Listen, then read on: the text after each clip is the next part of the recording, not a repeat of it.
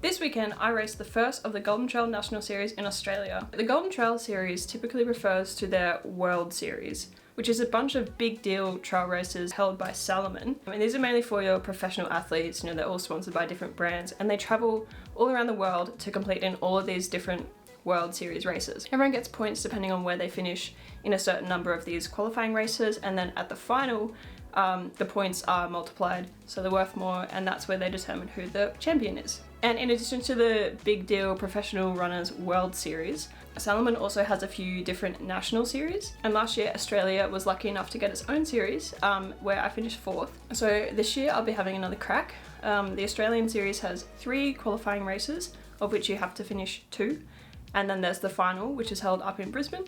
So the overall prize, if you come first in the series overall, is a paid ticket, flights and accommodation for you to attend the World Series final and essentially get your ass handed to you by a bunch of professional athletes. But nonetheless, that's what we're competing for. It'll still be fun either way, even if you come last in the World Series. The first race was this weekend. It was down in Warburton, which is not that far from Melbourne, but it's still a 7-hour drive from Canberra. And this is how it went.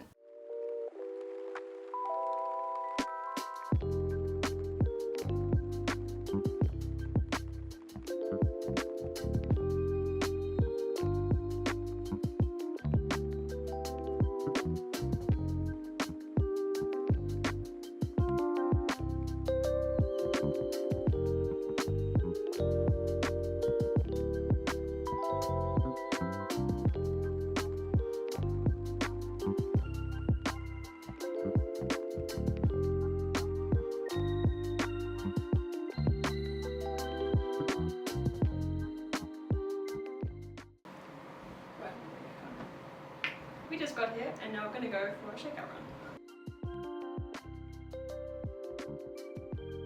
So I did my shakeout and strides along the first part of the course, just to get a feel for it. The course starts and ends at this oval, and there's about a K or 2 that you run along the flat beside this quite pretty river before you hit this insanely steep road climb. I think it's maybe one of the steepest streets in Australia.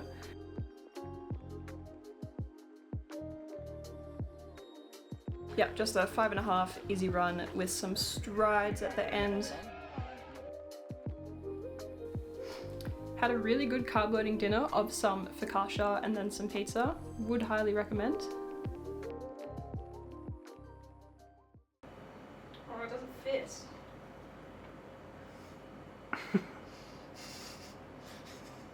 Now what? Alright, this scoop doesn't fit in the Salomon flask, so this is how I'm making tailwind. Oh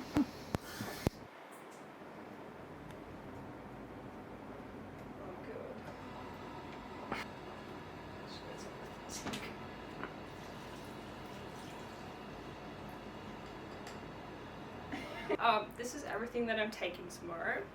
I have this vest, which is I'm borrowing from a friend. It actually looks really nice.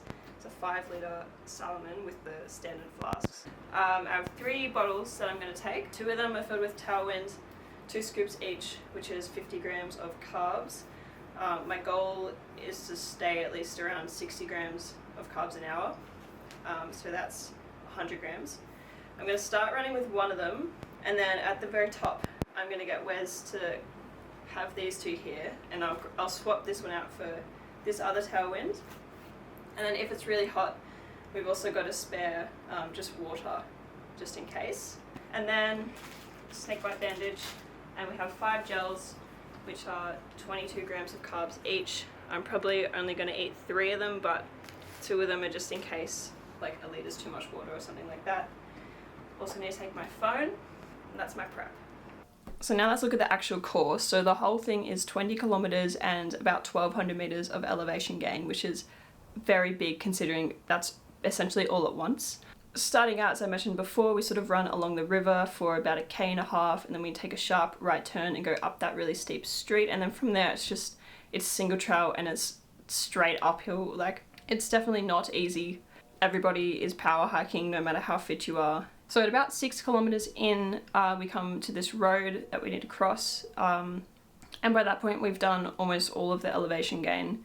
After that, there's a bit of a climb on Fire Trail, and then we take a turn, and this was all relatively flat, rolling hills, single track, very runnable, unlike the last part.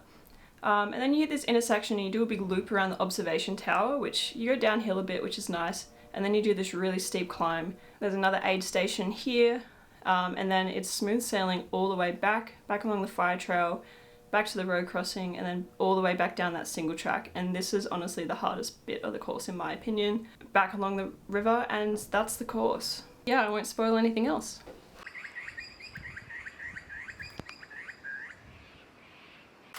You're live. Bowl of porridge. That's Sam. Hello dear runner, you've been selected as a Golden Trail National Series top ender, and we want you to be live tracked on the course. So they want me to pick up a GPS tracker, which is nice that they think I'm fast enough for that. We'll see if that's warranted or not, I suppose. It's pretty. There's that mountain. It's also the first time that I've actually had accommodation before a race, in a motel. And I'm feeling a lot better than I did this time last year, that's for sure, where I camped the 2 nights before actually. So I did not get any sleep. Last night I think I got 8 hours, which was really good. I decided to go with my Fuji Speeds carbon plated shoes. I don't know, we'll just see what happens.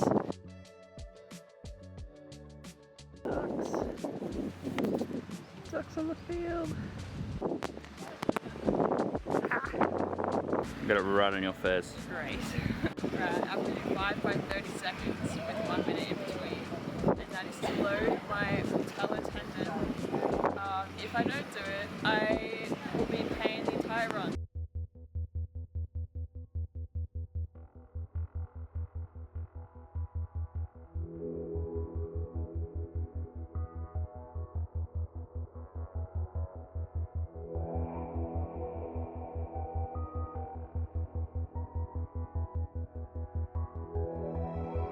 Nothing really to say, we're just ready to go.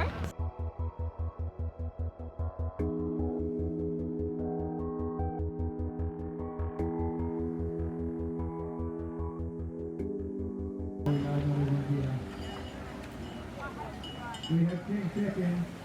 7, 6, 5, 4, 3, 2, 1. Now there you go.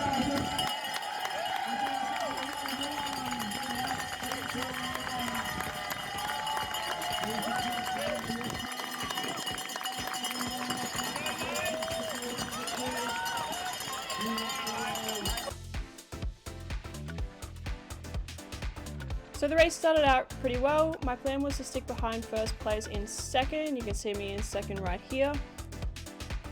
It was actually Mia that started sprinting ahead from the back, and she led the way up that big residential hill. And so I thought, oh, I feel pretty good, so I reckon I'm gonna stick behind her and see what happens. Yeah, up that really steep single track we went. I could see Mia ahead of me almost the entire time. She was jogging, which was quite impressive. I was hiking. We were actually going at the exact same speed, which was pretty interesting. Here's Mia coming up to the top of that really steep climb at the road crossing, 6 k's in, looking really strong. This is me just behind her, still feeling pretty good. I got here in 54 minutes, which is much faster than last year's time of 65. So I had a gel here, and then we were doing this undulating single track along the top, and I was feeling really good. I was really flying on the downhills, and I caught back up to Mia. I actually got right behind her, but then we hit this small hill, and for some reason my legs just had nothing else to give, and I was pushed back down into a walk, and Mia kind of ran off. Here she is, not long after that happened, still running, looking strong. Yes. Doing so good. How you feeling? Good. Smashing it. I was not too far behind her. Keep going, Bridge. Putting on a bit of a chase mode, decided to sprint down this Mia is road just hill. in front of you. Killing it. You got a chase target. Well As I done. mentioned, there was that really steep hill up to the aid station just at the end of that loop. They had this nice little corral at the top. You could see everyone kind of cheering us on. That was really cool. We were also being interviewed as we came up, which was kind of funny.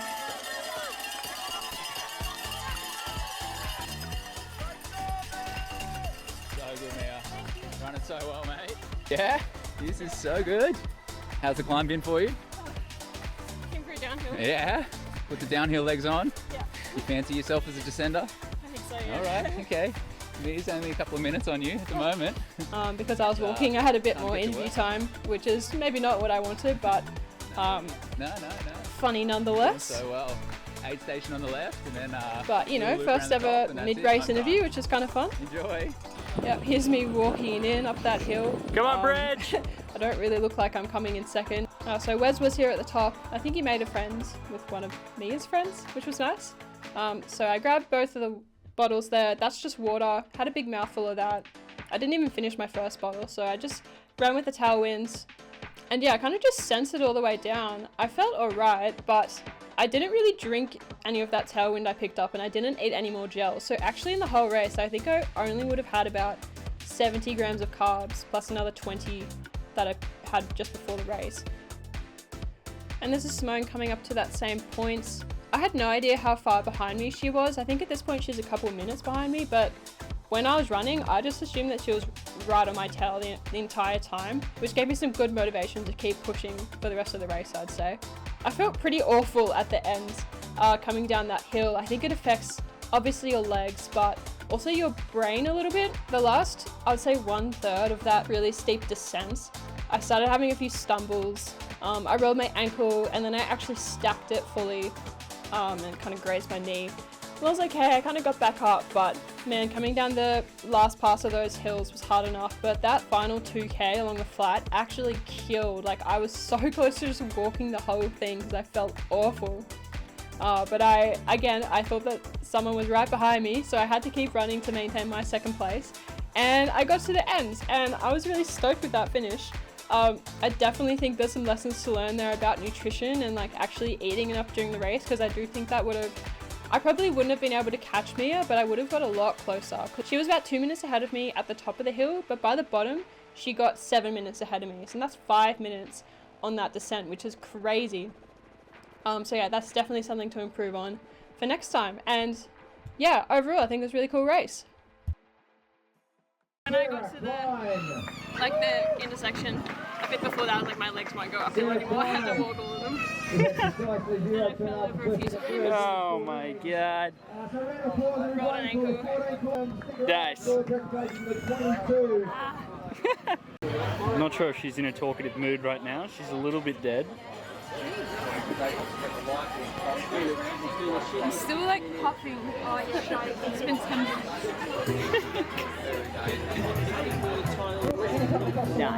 Time for the infamous foot reveal. Yeah, the toes come out. Ash.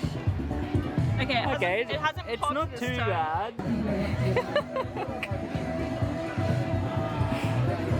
I enjoyed this bit of the videoing more, because this is funny.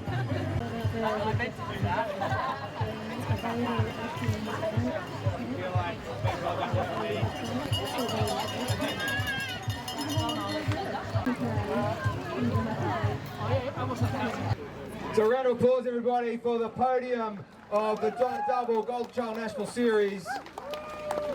These lads, in second place in a time of 2:18.49 is Bridget Lunn, and in first place in a time of 2:11.23, what a cracking run, is Mia Noble. My game plan was just to go hard, enjoy it, and sort of back myself. Personal best, awesome. Every person I passed, very well-meaningly mentioned snakes. Well, kudos to all three of you. Round of applause. And finally, so it's 2 days after the race now, but I did just want to show what the prizes were. So this is a gift voucher for $200. I assume it's Salomon. It doesn't actually say anywhere, but Salomon gift voucher, not going to complain. And also got this coffee, which is Warby Trail Fest branded, local coffee roasters, and it was roasted less than a week ago. So I'm actually really keen to try out these coffee beans, because we actually got like a real coffee machine. a few months ago, and we've been having that every day. So this is actually the perfect prize, honestly. Yeah, nothing's gonna be so sitting around collecting dust. We're gonna be drinking coffee, that's awesome. One more thing I wanted to share. This is my first ever free gear. So I'll just open it up.